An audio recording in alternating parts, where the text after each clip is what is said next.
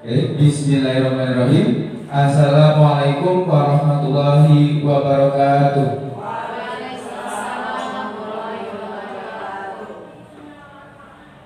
Yang saya hormati Kepala Sekolah SMP Negeri 14 Jakarta Ibu Haji Hamidah Sulistyarini. Yang saya hormati Wakil Kepala SMP Negeri 14 Jakarta Ibu Gina Sumiarni, Ibu Maria, dan tidak lupa kepada Bapak Ibu guru yang hadir di acara pengibasan ini yang saya hormati. Pertama-tama marilah kita berikan rasa puja dan puji syukur kita kepada Allah Subhanahu wa taala karena pada hari ini kita masih diberi kesehatan bisa berkumpul di acara pengibasan calon guru penggerak. Salawat serta salam marilah kita sampaikan kepada baginda alam Nabi besar Muhammad Sallallahu Alaihi Wasallam. Semoga kelak di akhirat nanti semuanya kita mendapatkan syafaatnya. Allahumma amin. Baik Bapak Ibu, tidak perlu panjang kali lebar. Saya di sini selaku pembawa acara atau MC akan membawakan acara pada kegiatan kita pada hari ini, yaitu terkait dengan pengibasan calon guru penggerak. Nah, pada hari ini yang akan diisi oleh teman atau rekan kita yaitu Bu Eli Purwanti. Untuk susunan acara, yang pertama ada pembukaan, kemudian yang kedua sambutan, yang ketiga acara inti, dan yang terakhir adalah penutup. Baik Bapak Ibu, untuk mengawali kegiatan hari ini kita mari sama-sama untuk berdoa. Mohon kepada Pak Zainal untuk memimpin doa untuk kegiatan pada siang hari ini. Kepada Pak Zainal mohon dipersilakan.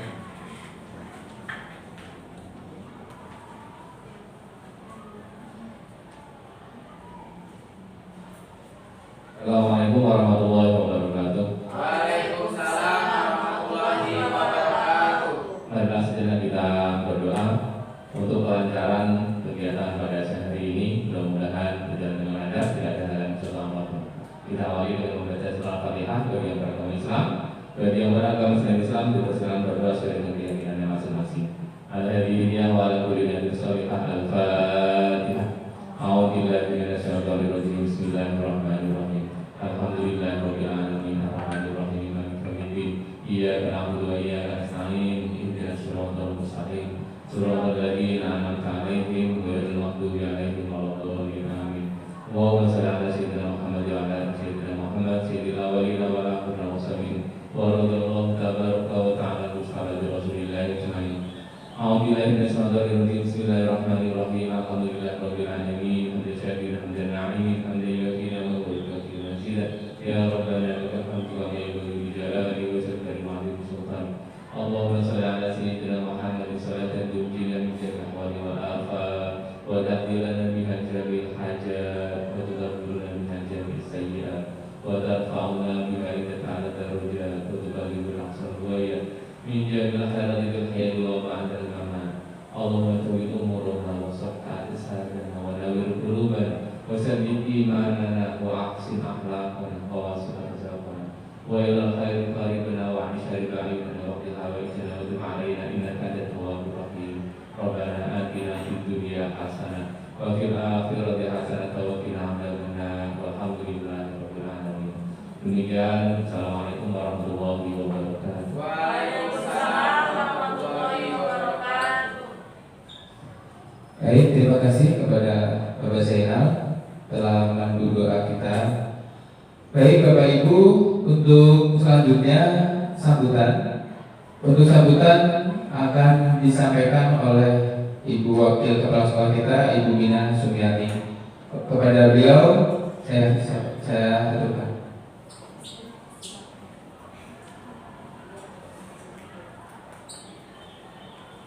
Bismillahirrahmanirrahim. Assalamualaikum warahmatullahi wabarakatuh.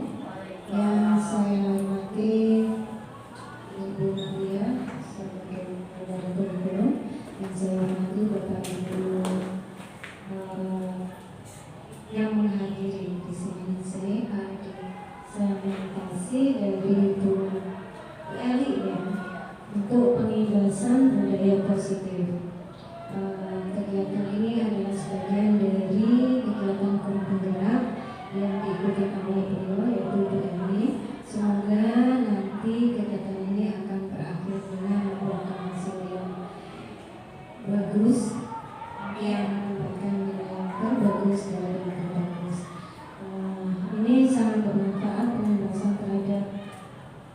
semuanya agar kita sharing ya, berbagi informasi yang mana mungkin kita belum tahu sehingga kita mengenal dan mau melakukan itu dari pengertian sendiri dari diseminasi itu.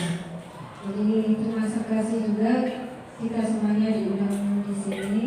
Semoga beralih melaksanakan guru penggerak menjadi guru penggerak akan mendapatkan rahmat, kesehatan, kesuksesan sampai akhir hidup ini. Assalamualaikum warahmatullahi wabarakatuh. Waalaikumsalam warahmatullahi wabarakatuh. Baik, terima kasih kepada Ibu Nina yang telah menyampaikan sepatah dua patah kata untuk mengantarkan kegiatan pada pagi hari ini. Baik Bapak Ibu, acara selanjutnya adalah acara inti kita, yaitu terkait pengimbrasan. Nah ini teman kita Ibu Eli Purwanti adalah calon guru penggerak, dan di sini ada melakukan mendesiminasi. Desiminasi itu artinya berarti apa Ibu? Penyampaian informasi, yaitu pengimbrasan. Nah ini berjudul dengan budaya positif. Nah akan kita saksikan atau kita sama-sama kita lihat yang akan disampaikan oleh Ibu Eli. Kepada Ibu Eli Purwanti, saya persilahkan.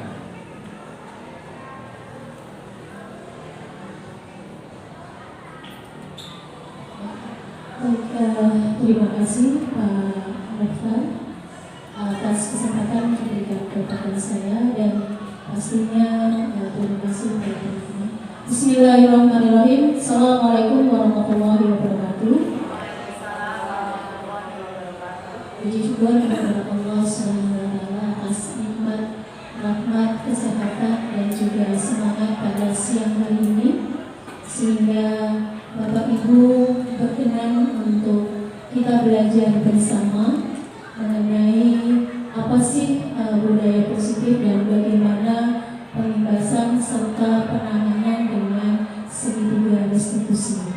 Tentunya yang terhormat Ibu Kepala Sekolah, Ibu Hajah Hamidah Tri Sulistiani MPD, yang terhormat Ibu Wakil Kepala Sekolah Bidang Humas Satras, Ibu Dr. Nabila Sunyar MPD, yang terhormat Ibu Wakil Kepala Sekolah Bidang Kurikulum, Ibu Maria MPD, dan teman-teman yang hadir dalam kegiatan pengimbasan pada hari ini yang tidak saya sebutkan satu persatu, namun tidak mengurangi rasa hormat dan takzim saya. Dan terima kasih juga pada Pak Mukhtar yang sudah berkenan untuk membawakan acara pada hari ini. Ya, baik teman-teman, saya di sini hanya berbagi dari apa yang saya pelajari. Sedikit yang saya pelajari, pastinya Bapak Ibu guru sudah tahu banyak tentang apa itu budaya positif. Namun kita sharing mungkin dari apa yang nanti saya paparkan, ada sedikit poin yang mungkin akan kita terapkan pada peserta didik kita, yang tentunya dengan berbagai karakter. Ya, pengimbasan dari budaya positif di sini ada beberapa materi yang sudah saya rangkum, ya, dari modul-modul yang ada tentang apa itu disiplin positif, kemudian motivasi, hukuman, konsekuensi, restitusi, kebutuhan dasar, posisi kontrol, dan segitiga restitusi. Ya, kita mulai dari disiplin. Ini kata ini mungkin sudah tidak asing, bahkan sebenarnya pembiasaan positif yang sudah dilakukan oleh sekolah kita SMP 164 Jakarta itu sudah sangat luar biasa, dengan jadwal yang sedemikian rupa, ya, yang sudah dirancang oleh wakil kurikulum beserta manajemen. Ini sungguh sangat luar biasa. Semoga pembiasaan dari mulai upacara, kemudian tadarus, mengucapkan atau menghafalkan Asmaul Husna, kemudian literasi, senam bersama, kasih, pembiasaan-pembiasaan ini bukan hanya sekedar seremonial, tapi akan menjadi jiwa, merasuk pada diri siswa-siswi sehingga itu menjadi disiplin yang muncul dari dalam diri. Kita sebagai guru adalah seperti filosofi Ki Hajar Dewantara bahwa guru itu adalah amor. Artinya kita hanya sekedar menuntun apa? Menuntun kodrat alam dan kodrat zaman. Setiap siswa punya pribadi, punya karakter. Kitalah sebagai guru hanya menuntun, jadi bukan menuntut, ya, tapi menuntun mana yang kurang baik kita arahkan, mana yang sudah baik kita perkuat. Kodrat zaman pastinya zaman kita dulu dengan zaman yang sekarang sudah sangat jauh berbeda. Apalagi sekarang teknologi ya begitu luar biasa. Jadi kita pun harus mengikuti perkembangan zaman. Nah, makna disiplin, apa sih itu disiplin? Sering kita mendengar. Nah, apa itu disiplin? Mungkin dari teman-teman juga punya definisi sendiri. Ada mungkin yang punya definisi satu kata singkat bahwa disiplin itu apa sih? Dari guru PKN mungkin disiplin?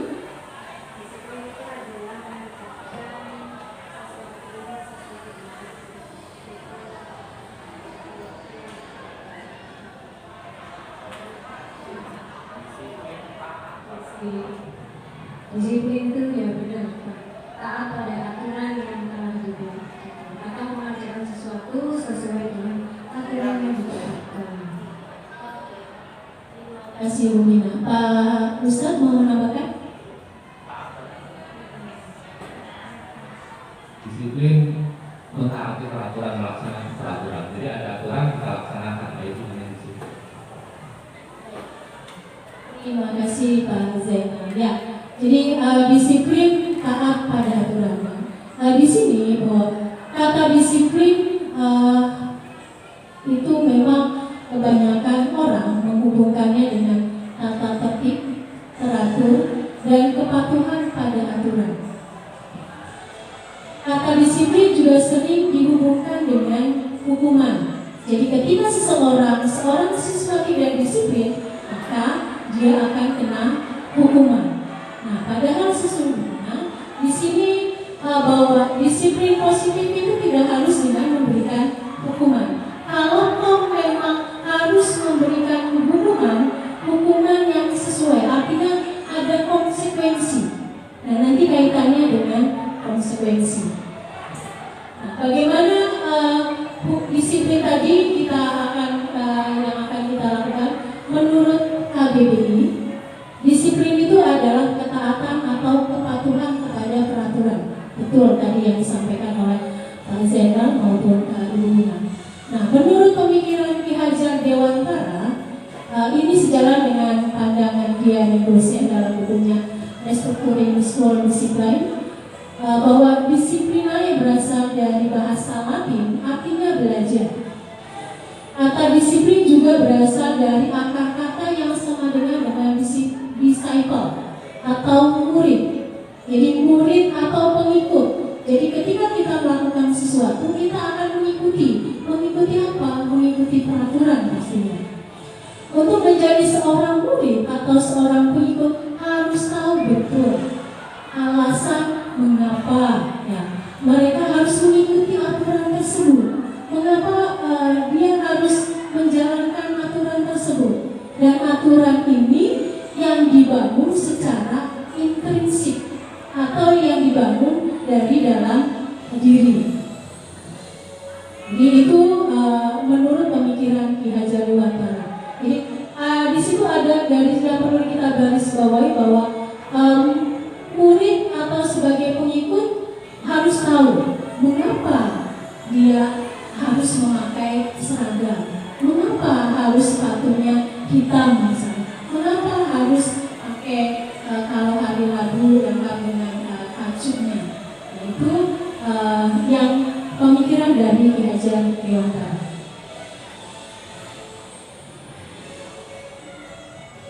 Ya, Jadelontara menyatakan bahwa di mana ada kemerdekaan, disitulah harus ada disiplin yang kuat. Sungguh pun disiplin itu bersifat self-discipline, yaitu kita sendiri yang mewajibkan kita dengan sekeras-kerasnya. Tetapi itu sama saja, sebab jikalau kita cakap melakukan self-discipline, wajiblah penguasa lain. Penguasa lain mungkin di sini maksudnya adalah kita sebagai guru, karena tadi disebutkan guru adalah menuntut.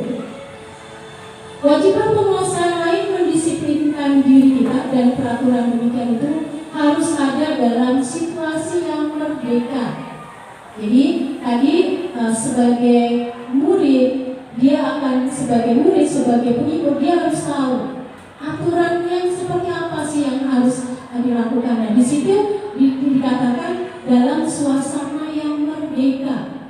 Maksud dari kata merdeka adalah artinya ketika dia makanya tadi harus dipahami, diketahui. Maka aplikasinya nanti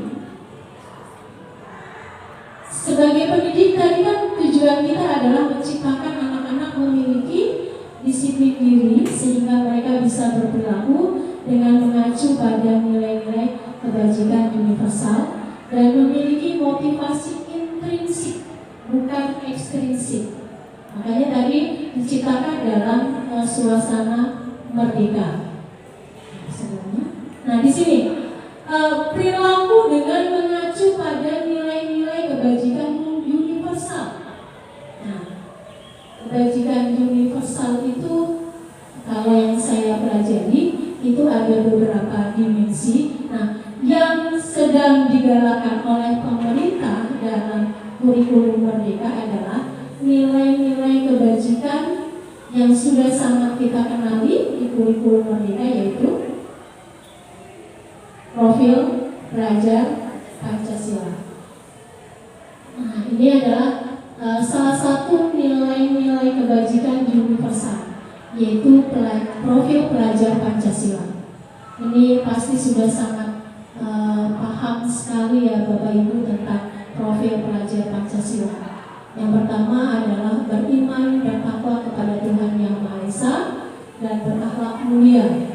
Ini terjemahannya adalah bagaimana kita membiasakan anak sholat berjamaah, kemudian sholat duha yang dijadwalkan di hari Rabu bersamaan di hari Jumat ya, sebelum atau sesudah membaca Yasin. Nah, ini dalam rangka menciptakan atau memperdalam nilai-nilai beriman dan bertakwa. Kemudian bagi yang non-muslim, bagi yang Kristen itu diadakan kegiatan kebaktian, kemudian ada acara kegiatan Natal pada saat peringatan Natal.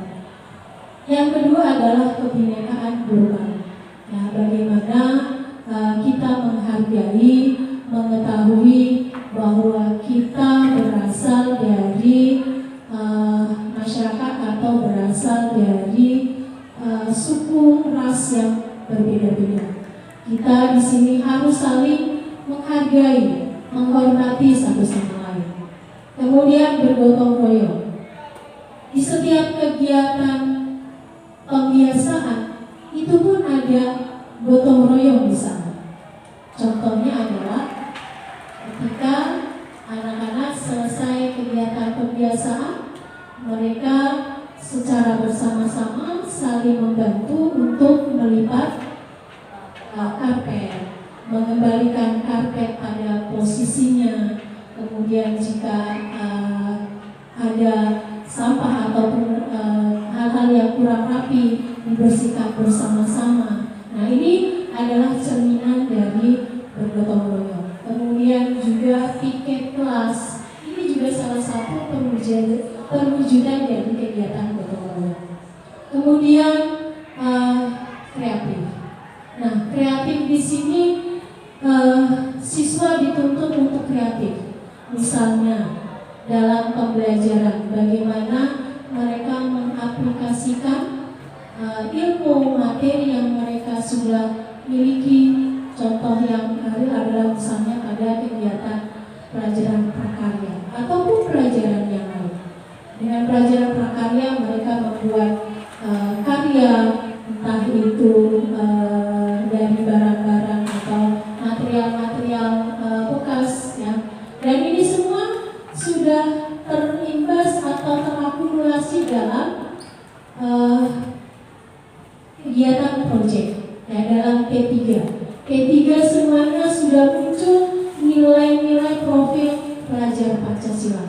Bagaimana anak kreatif menciptakan, mengkreasi senam pada saat proyek 1. Kemudian nanti di proyek 2 di bidang kewirausahaan, bagaimana mereka kreatif membuat makanan, membuat produk eco-print ya, yaitu memanfaatkan daun untuk mencetak hiasan di atas kain ya, sehingga mendapatkan hasil yang sangat luar biasa. Atau juga membuat gantungan kunci, gantungan pernak-pernik untuk tas yang ternyata mereka sudah sungguh sangat luar biasa. Kemudian bernalar kritis. Bernalar kritis di sini adalah bagaimana mereka menerima informasi, mereka mendapatkan pembelajaran pada saat mereka diskusi di kelas.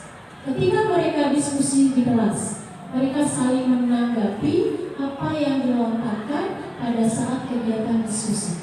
Ini adalah wujud dari bernalar kritis. Dan inilah yang harus dilakukan oleh kita sebagai pendidik untuk terus memotivasi, untuk terus memberikan penguatan agar mereka memiliki bernalar kritis.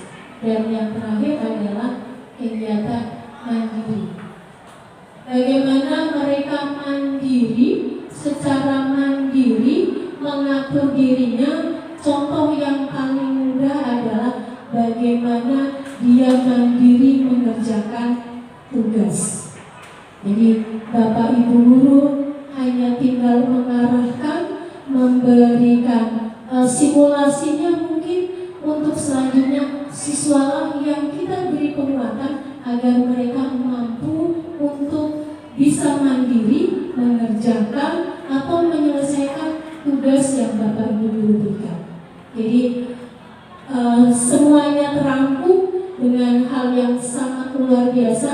Tujuannya adalah agar mereka memiliki nilai-nilai kebajikan yang siap nantinya mereka menghadapi masa depan. Jadi nilai-nilai ini harapannya adalah menjadi nilai-nilai yang dipahami dan juga mampu diterapkan. Bapak Ibu sampai di sini ada yang ingin ditanyakan? Sudah cukup jelas ya?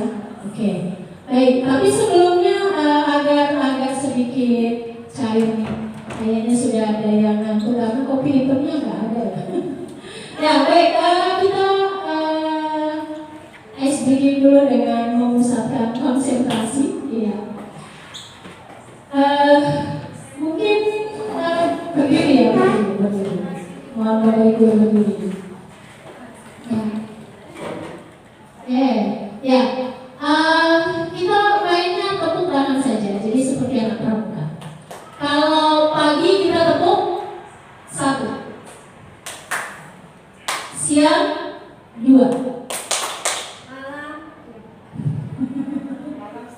pagi 1, siang 2, kemudian sore, sore 3, malam tepuk tapi tidak menyentuh. Ya, jadi ditahan. Karena malam perlu keheningan ya. Jadi kita tahan. Oke, coba saya ini dulu. 1. Pagi, siang, sore, malam. Oke. Nah, nanti akan saya rekam nih, saya acak ya. 1, 2, 3. Pagi, siang, sore, pagi, malam. Oke, luar biasa nih, keren. Oke, sekali lagi ya. Sekali lagi. Pagi, siang, sore, malam. Oke, saya acak nih ya, saya acak. Malam, pagi, siang, sore, malam. Oke, luar biasa nih konsentrasinya. Meskipun masih siang tapi mantap, keren ya. Luar biasa. Guru-guru satu rapat itu nggak bisa dikecoh katanya ya. Iya, apa namanya pemateri bingung ngasih berita. Tapi emang keren, luar biasa. Ya, artinya Bapak Ibu guru kapanpun dimanapun siap ketika harus ada berita. Entah itu siang, pagi, sore, bahkan malam. Ya, oke. Ya, tapi memang itu sebagai pegawai negeri yang profesional, ya, Bapak Ibu sebagai pegawai negeri profesional harus siap kapanpun, dimanapun Anda berada. Ya, lanjut. Ya, sekarang terkait materi yang kedua yaitu tentang motivasi. Nah, ini kita belajar mungkin introspeksi diri kita, termasuk saya. Saya itu kalau saya masuk kelas tepat waktu itu tujuannya apa ya? Nah, ternyata dari materi yang saya pelajari ada 3 motivasi perilaku manusia. Yang pertama, untuk menghindari ketidaknyamanan atau hukuman. Ya, mungkin ada yang seperti ini. Ya, mungkin ya.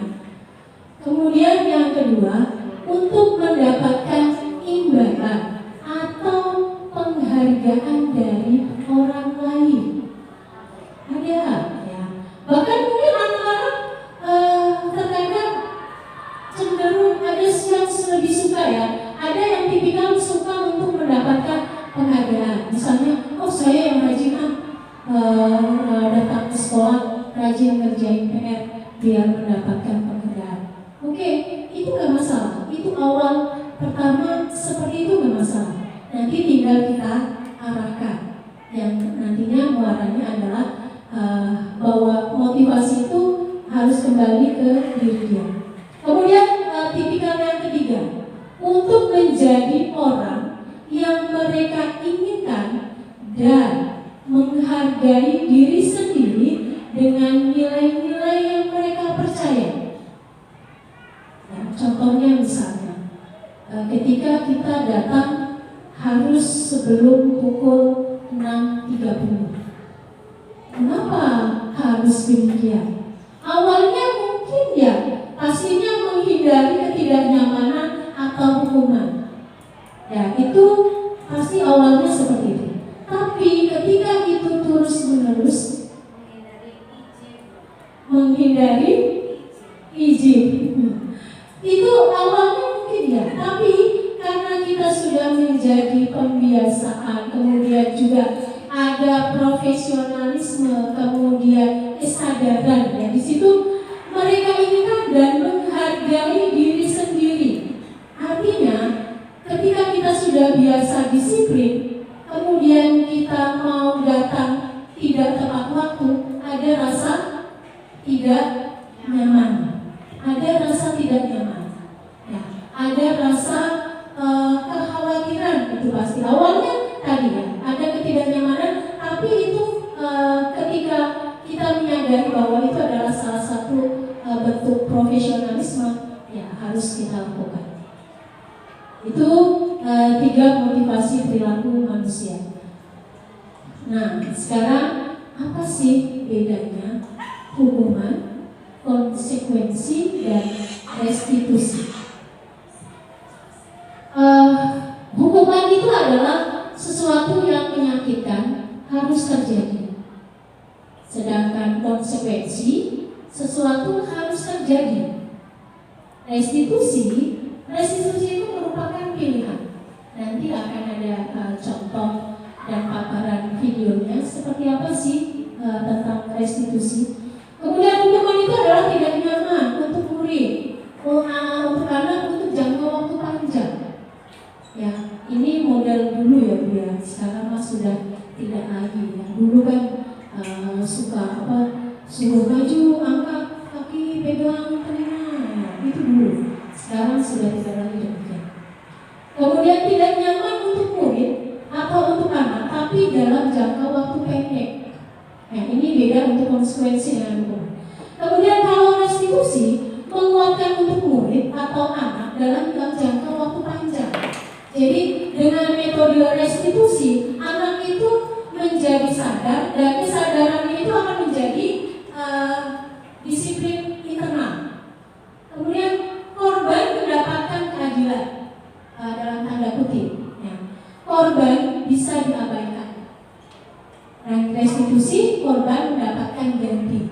Ya, ini korban itu dalam pengertian tanda kutip ya. Maksudnya siswa yang melakukan pelanggaran. Murid atau anak akan tersakiti.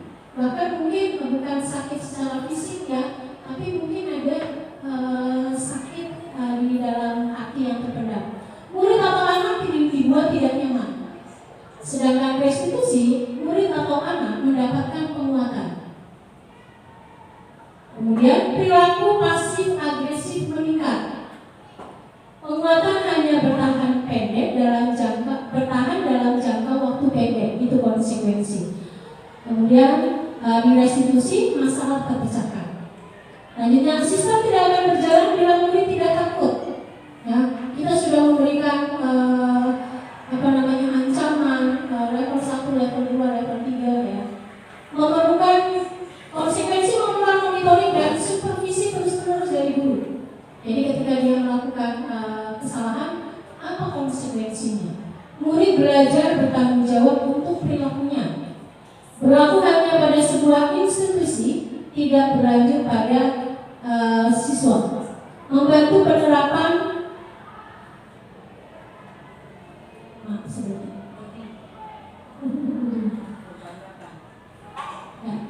lanjut ya. Kemudian kalau hukuman itu sifatnya negatif, sedangkan konsekuensi adalah netral.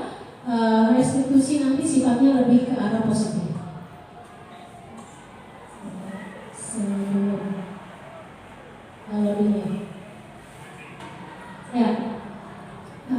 Ya, ini salah satu dampak teknologi ya, yang terhadap perlu adanya sinyal.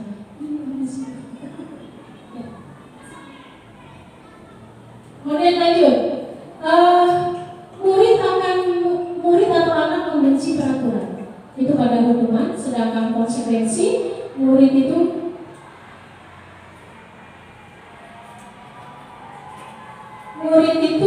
akan menghormati peraturan.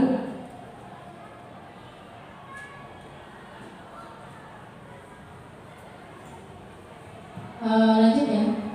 Ini yang berikutnya, murid atau anak belajar menyembunyikan kesalahan, tapi pada konsekuensi murid atau anak belajar taat peraturan. Dan restitusi, murid atau anak belajar memecahkan masalah. Jadi ini perbedaan antara hukuman dengan disiplin.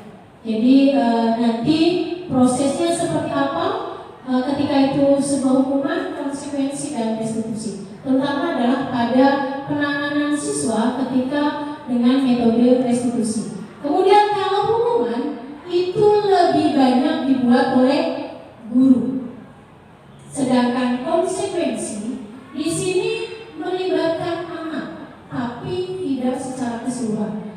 Kalau ini dibuat oleh murid atau anak dengan arahan kita, yang nanti akan kita kenali dengan kesepakatan kelas.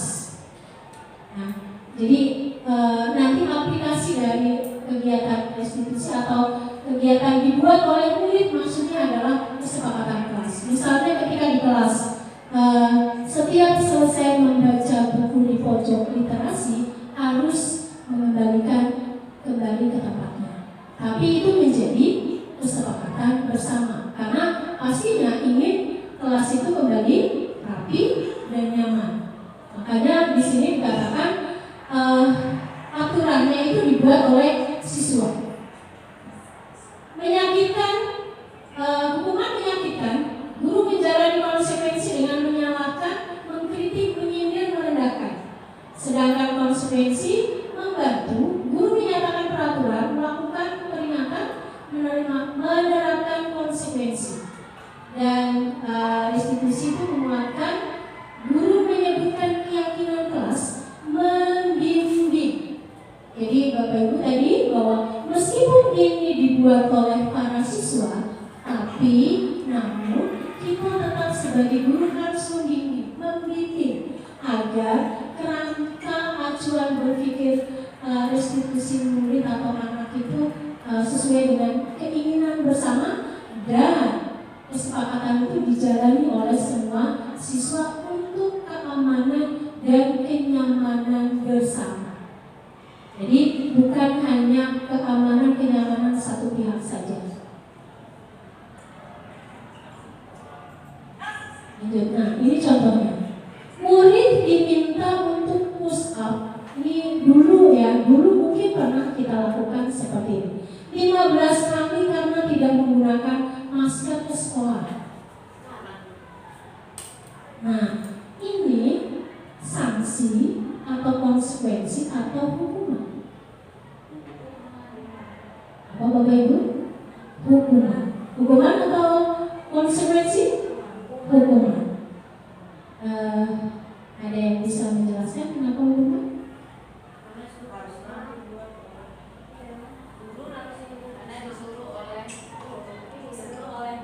Oke, ya betul. Jadi di sini nggak ada kaitannya dengan proses pembelajaran. Ya. Maka ini masih ke kategori hukuman. Oke, lanjut. Nah, kesimpulannya hukuman itu apa sih? Jadi berdasarkan bagian di atas bahwa hukuman itu adalah kita bisa menyimpulkan hukuman itu bersifat tidak terencana atau tiba-tiba mungkin. Anak atau murid tidak tahu apa yang akan terjadi dan tidak dilibatkan. Hukuman bersifat satu arah dari pihak guru yang memberikan murid hanya menerima suatu hukuman tanpa melalui suatu kesepakatan atau pengarahan dari pihak guru. Ini hukuman. Sedangkan konsekuensi sudah terencana atau sudah disepakati, sudah dibahas dan disetujui oleh murid dan guru. Umumnya bentuk konsekuensi dibuat oleh pihak guru atau sekolah dan murid sudah mengetahui sebelumnya dan konsekuensinya apa. Contoh misalnya ketika hadir terlambat, konsekuensinya berarti nanti ada waktu untuk menyelesaikan tugas. Jadi ada konsekuensinya. Kalau hukuman kan mungkin dia suruh terlambat masuk kelas, dia suruh berdiri di depan kelas misalnya. Nah itu hukuman. Tapi kalau kamu terlambat 10 menit, berarti kamu istirahatnya 10 menit kamu masih di kelas karena untuk mengejar ketertinggalan. Nah itu adalah contoh konsekuensi.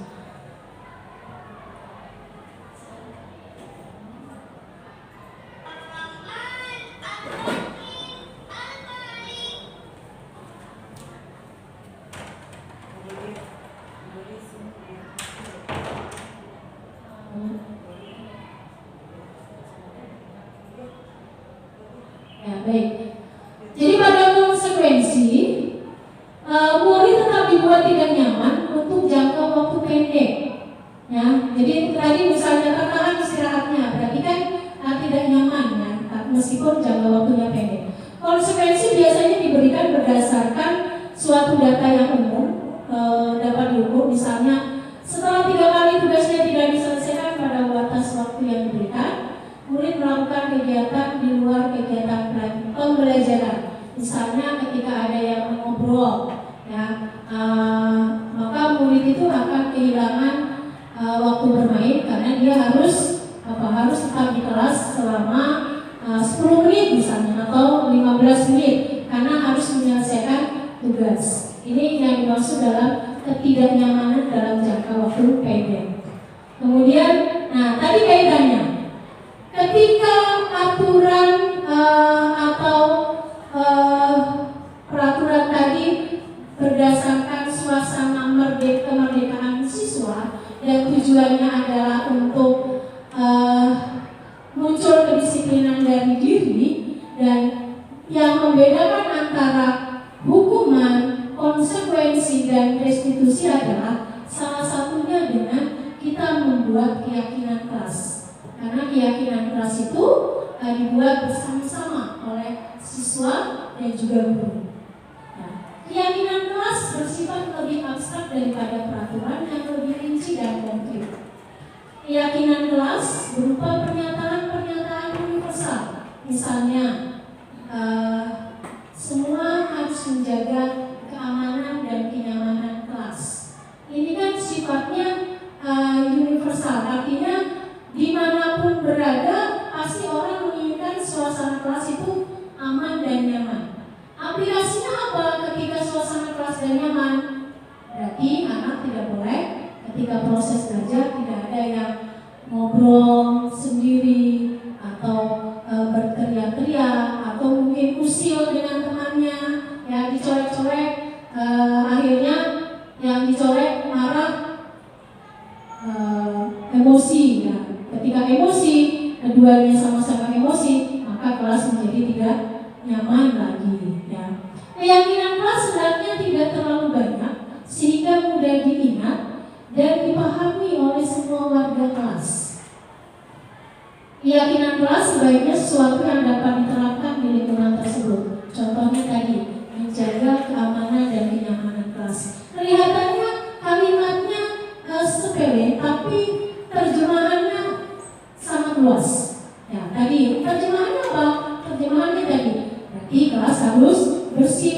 Ketika kelas bersih, kita menjadi nyaman, kita menjadi aman, kemudian tidak berisik. Itu juga aplikasi dari nyaman dan keamanan. Nah, kemudian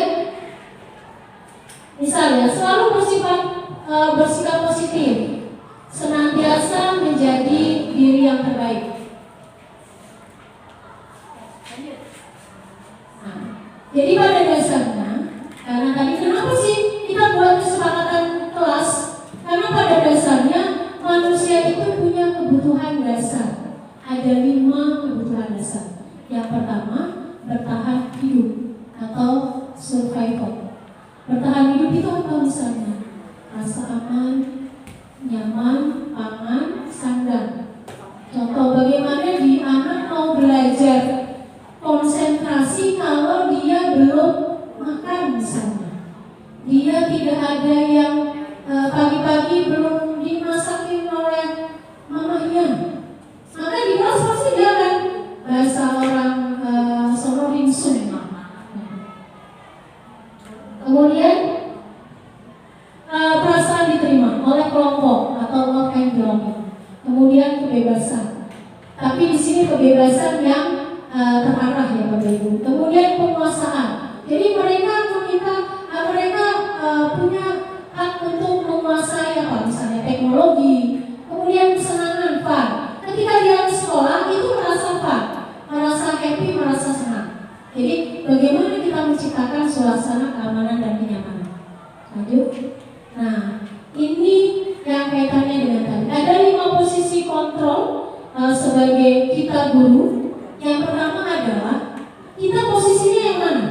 Apakah penghukum, pembuat rasa bersalah, teman, pemantau, atau manajer?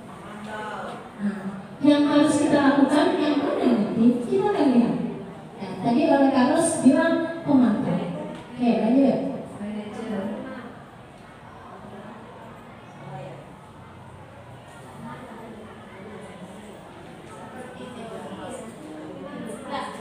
Kita simak sedikit.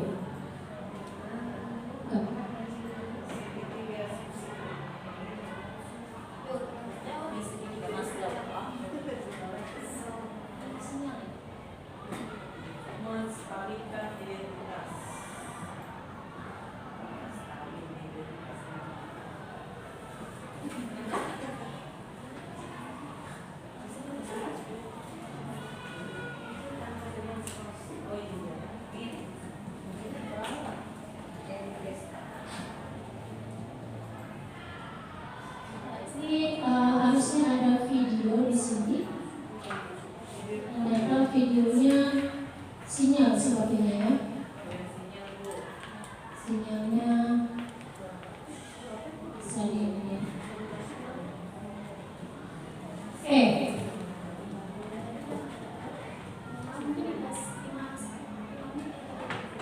Lanjut. Nah, ini tahapan yang dimaksud tadi, tahapan segitiga restitusi. Jadi bagaimana ketika kita menghadapi siswa yang melakukan kesalahan, itu tidak langsung dengan menjas ya, atau memberikan memberikan hukuman bahwa kamu ketika telat harus lari lapangan 10 kali.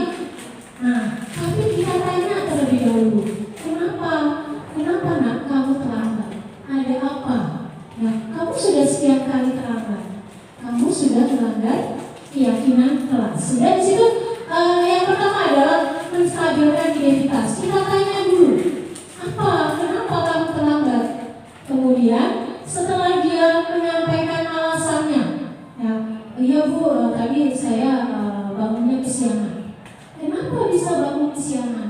Memang tidak ada orang di rumah, tidak ada mamanya, tidak pakai alarm. Nah, pasti dia akan menjabarkan. Ya, kita berprasangka positif saja terlebih dahulu anak ya, karena kita tahu tipikal-tipikal anak itu seperti apa. Nah, disitulah ada validasi tindakan yang kita di sini sudah menanyakan keyakinan. Kamu berarti sudah melanggar keyakinan kelas. Keyakinan yang mana?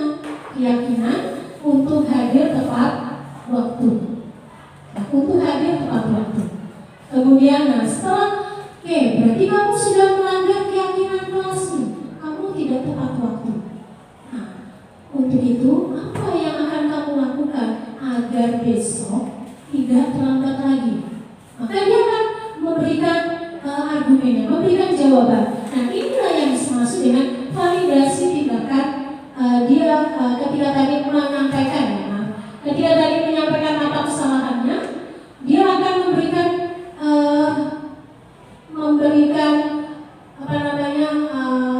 bagaimana solusi. Dia memberikan bagaimana agar kamu besok tidak terlambat. Kita tanya, pasti dia akan jawab, saya akan bangun lebih awal, akan pasang alarm, akan meminta orang tua mengingatkan, akan hadir tepat waktu. Nah, kita hargai itu, ya, kita hargai apa yang mereka sampaikan. Oke, baik, Ibu catat ya, Ibu ingat ya, apa yang sudah kamu janji, itu janji kamu. Nah, itu kamu janji. Oke, Ibu hargai usaha kamu. Nah, ini penanganan inilah yang masuk dengan segitiga restitusi, sehingga kita pada posisi manajer. Nah, tadi kan ada penghukum, kemudian kontrol, pemantau, merasa bersalah. Nah, kita ya teman, ya, kalau kita harusnya berada pada posisi manajer. Dengan posisi manajer menggunakan tahapan segitiga restitusi. Apa sih segitiga restitusi? Sehingga tadi menciptakan kondisi bagi murid untuk memperbaiki kesalahan mereka, sehingga mereka bisa kembali ke kelompok mereka dengan karakter yang lebih kuat. Kemudian membantu murid lebih ke disiplin positif, yang nantinya munculnya adalah dari dalam diri. Karena tadi mereka sudah mengakui kesalahannya, kemudian mereka berjanji untuk memperbaikinya itu seperti apa. Sehingga cirinya bukan untuk menebus kesalahan, namun belajar dari kesalahan. Ya, jadi baik kemarin kamu sudah terlambat dan kamu menyadari keterlambatannya dan usahanya. Restitusi adalah tawaran, bukan paksaan. Sehingga tadi oke, sekarang usaha kamu apa untuk tidak terlambat lagi? Restitusi itu menuntut untuk melihat ke dalam diri. Jadi apa potensinya dia? Kamu bisa bangun pagi besok? Bisa Bu, oke. Ibu tunggu semangat kamu untuk bangun pagi besok. Kemudian restitusi fokus pada karakter. Jadi karakternya adalah tadi menggali apa sih kesalahan dia dan memperbaikinya. Oke, lanjut.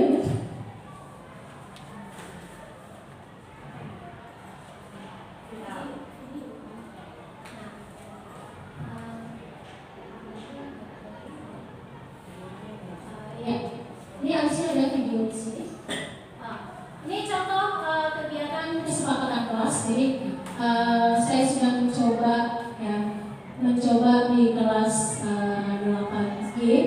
Jadi kesepakatannya mereka menuliskan saja di sticky note yang di kertas baik ini. Mungkin ini juga sudah dilakukan oleh teman-teman yang lain. Jadi apa sih yang harus kita lakukan agar kelas kita itu nyaman? Ya. Kemudian dari setiap jawaban mereka mungkin ada yang sama, sehingga kita kelompokkan. Satu, misalnya hadir tepat waktu. Nah, kemudian menerapkan 5S. Nah, apa 5S? Sapa, salam, sopan, santun. Ya. Nah, itu adalah salah satu kesepakatan itu dibuat oleh mereka. Kita hanya sekedar mengarahkan. Jadi ketika mereka melanggar, kita ingatkan lagi. Ya, ayo, apa kesepakatan yang sudah kalian buat bersama? Artinya mereka kalau mereka menyadari pasti akan harapannya akan kembali ke kesepakatan. Nah, ini kesepakatan kelas selalu menjaga kebersihan. Berarti ini mereka yang meminta melaksanakan piket kelas. Ya, karena kita menyadari anak-anak itu terkadang, tapi mereka membuat semua harus melaksanakan piket kelas. Meskipun sudah ada jadwal, tapi ada juga yang sehingga menegaskan dengan kesepakatan kelas. Menjaga fasilitas sekolah. Nah, setelah dibuat ini, saya lihat tidak lagi ada anak yang duduknya goyang-goyang di kursi. Berarti kalian sudah melaksanakan kesepakatan kelas. Menjaga keamanan dan kenyamanan. Bertanggung jawab. Istilah bertanggung jawab ini sangat luas ya. Bertanggung jawab hadir tepat waktu, mencakup semua sebenarnya. Kemudian di kelas yang berbeda ini untuk pelajaran saya menjaga kebersihan, karena terkadang ketika ganti jam itu posisi kelas sudah lumayan kebersihannya agak menurun, sehingga dibuatlah agar kembali nyaman dengan mereka menjaga kebersihan. Ketika ada sampah mereka ambil. Nah, ini aplikasi atau praktek yang saya lakukan terkait dengan segitiga restitusi.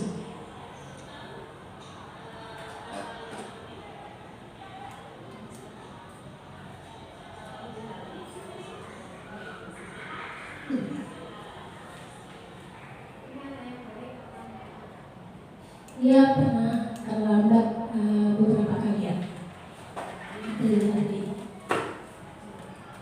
Ada juga siapa?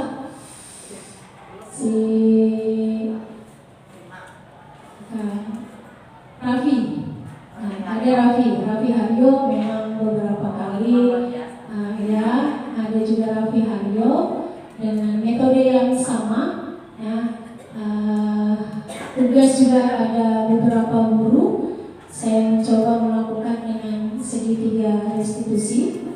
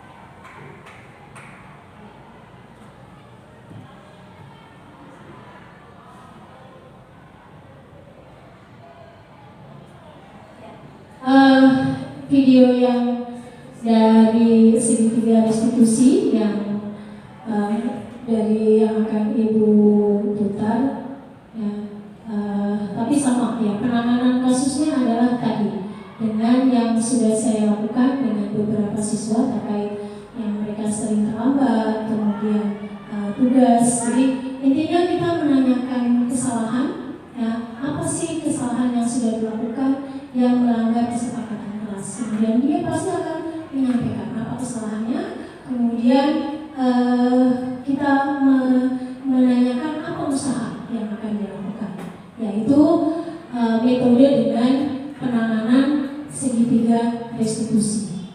Ya, demikian yang saya paparkan terkait budaya positif dengan penanganan siswa menggunakan tahapan segitiga restitusi, di mana segitiga restitusi ini adalah termasuk dalam kedudukan kita sebagai guru adalah pada fase atau pada kategori manajer. Karena kalau kita berada pada dengan kita menggunakan atau posisi kontrol kita penghukum, kita akan menggunakan suara yang keras. Misalnya ada yang terlambat, Adri, kamu hari ini terlambat lagi. Nah, itu adalah posisi penghukum. Kalau begitu kamu lari lapangan 5 kali.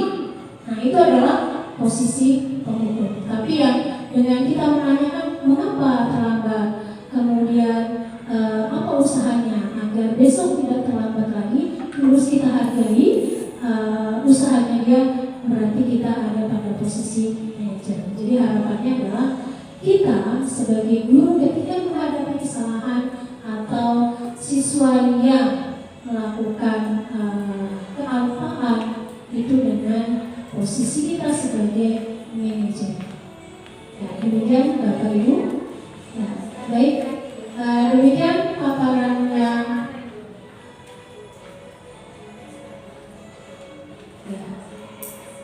demikian Bapak Ibu yang saya paparkan. Ada pertanyaan? Ya. Ya, apa yang dimaksud dengan menstabilkan identitas? Menstabilkan identitas itu maksudnya tadi pada bagian ketika kita bertanya. Ketika bertanya, kenapa kamu terlambat? Kamu terlambat lagi hari ini. Kenapa kamu terlambat? Tapi suara kita dengan suara yang agak, maksudnya tidak keras ya. Karena kalau kita suaranya tinggi, itu masuk kategori penghukum tadi. Tapi kalau kategori manajer, itu suara kita pelan. Jadi karena kita ingin bicara dari hati ke hati. Iya, kamu sudah 2 kali terlambat. Kenapa? Meskipun mungkin karena begini saya nggak bisa artinya permisi pertanyaannya. Mungkin suaranya tinggi, tapi isi pertanyaannya, kamu kenapa terlambat? Nah, artinya di situ kan menanyakan identitas, ya, menstabilkan. Jadi kesalahannya apa? Kenapa terlambat? Iya Bu, tadi saya kesiangan, saya mau berangkat tapi perut saya mulus sehingga saya harus ke kamar mandi, jadi telat deh, udah bangunnya kesiangan, masih ke kamar mandi pulang. Nah, kita validasi tindakan yang salahnya tadi. Nah, kalau begitu, apa nih yang harus kamu lakukan agar hal itu tidak terjadi? Ya Bu, berarti kalau pagi saya tidak makan yang pedas, kemudian bangunnya lebih awal, bukunya sudah disiapkan dari semalam, sehingga pagi-pagi tidak buru-buru makin terlambat lah. Nah, di situ. Demikian. Ya. Ada lagi Bapak Ibu? Ibu? Ya, baik, demikian paparan hari ini. Mohon maaf jika ada kesalahan yang tidak saya sengaja. Dan sekali lagi terima kasih atas kehadiran teman-teman.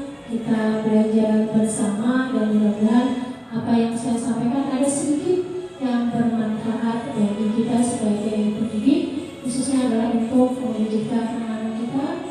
siswa-siswi SMP 154 Jakarta menjadi siswa-siswi yang berkarakter dan mempunyai sikap disiplin dari dalam diri. Sebelum ditutup, mohon salah satu dari teman-teman Bapak Ibu mungkin ada yang memberikan kesimpulan. Baik, terima kasih.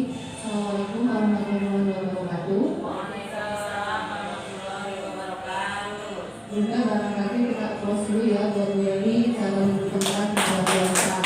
Ya, sedikit saja refleksi ya kalau kesimpulan dari yang tadi sudah dikatakan oleh Bu Yeli terkait dengan disiplin motivasi untuk peserta didik. Luar biasa materinya menarik untuk aplikasi kurikulum merdeka. Ya. Dan ini merupakan hari ini tuh kayak kita dikuliti ya Bu Yeli. Kemudian juga refresh dalam lagi kalau bahasa indahnya dan enaknya seperti itu. Dan ilmunya tadi sebenarnya kalau dilihat ini mohon konfirmasi sedikit terkait yang dibahas ini kan untuk semua guru ya seorang pendidik ya. Nah dengan kurikulum merdeka ini ternyata kalau Bu Yeli tadi mengimbaskan ke kita semua yang penguatan karakter di profil belajar Pancasila itu untuk teknik-teknik kayaknya ini udah masuk ke tekniknya itu untuk mencapai profil belajar Pancasila ya. Nah jadi kalau dilihat itu kurang lebih sebenarnya yang mendasar ini teorinya ada di BK semua orang. Jadi saya jadi keingetan lagi kurang lebih sama, cuma nama-namanya aja yang beda. Kayak menstabilkan identitas, kemudian tadi kayak restitusi itu kalau di BK ada mirror, namanya cerminan diri ya Bu ya. Pilihannya opsional sama, cuma nama-namanya aja yang beda. Jadi terima kasih sekali hari ini refresh untuk kita semua pastinya dan yang terbaik dari kita semua pendidik SMP 164 ke depannya karena sudah diimbaskan oleh Ibu, insya Allah sedikit demi sedikit kita ada perubahan ya Bu ya. Walaupun terkadang loss control selalu ada dalam diri. Mungkin dengan banyaknya nanti guru penggerak di SMP 164 bisa terlihat aplikasi kurikulum merdekanya di sekolah kita ini. Barangkali itu, terima kasih. Assalamualaikum warahmatullahi wabarakatuh. Ada kelas luar biasa ini untuk Bu Iva, ya betul. Ketika saya belajar ini saya seperti apa ya ditampar makanya diingatkan, Masya Allah. Berarti ada beberapa hal yang mungkin salah yang ketika kita lakukan. Tapi ini namanya proses belajar. Ada pastinya sedikit demi sedikit perubahan yang lebih baik dan lebih baik. Nah, terima kasih dengan di closing tadi refleksi atau kesimpulan yang diberikan oleh Bu Iva, salah satu dari teman kita, maka selesai sudah kegiatan pada hari ini dan sekali lagi saya mengucapkan terima kasih atas perkenannya teman-teman untuk menyimak paparan terkait budaya positif dengan penanganan segitiga restitusi. Sekian dari saya akhiri. Wabillahi taufiq wal hidayah. Wassalamualaikum warahmatullahi wabarakatuh.